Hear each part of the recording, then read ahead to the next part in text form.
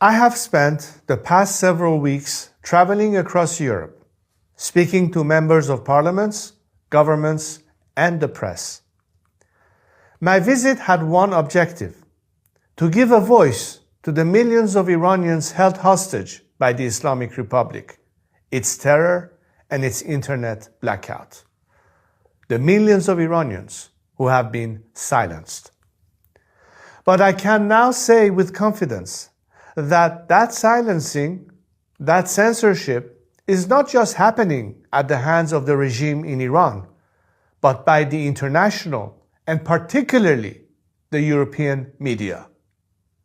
So I want to speak directly to the people of Europe. In the past 2 weeks, I have had 2 press conferences, one in Stockholm and one yesterday in Berlin. Between them, more than 150 journalists attended. We spent more than 2 hours together.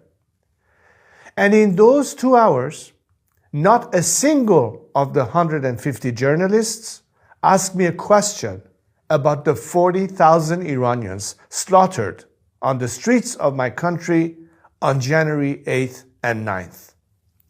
Not a single of the 150 journalists asked me about the 19 political prisoners executed in the last 2 weeks.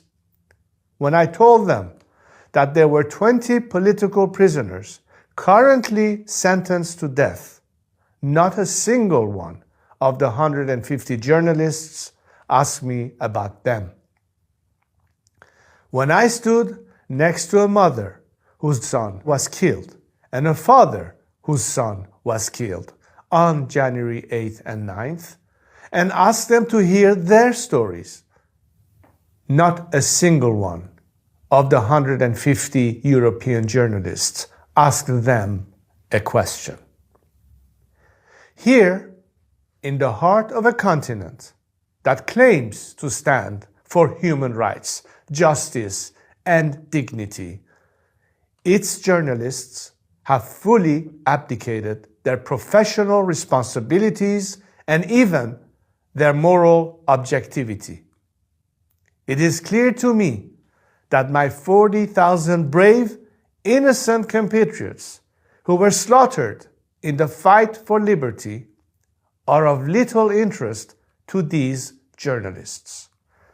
They seem more interested in criticizing America, asking why the United States and Israel killed the dictator that has slaughtered our people for 47 years, than criticizing the regime doing the slaughtering.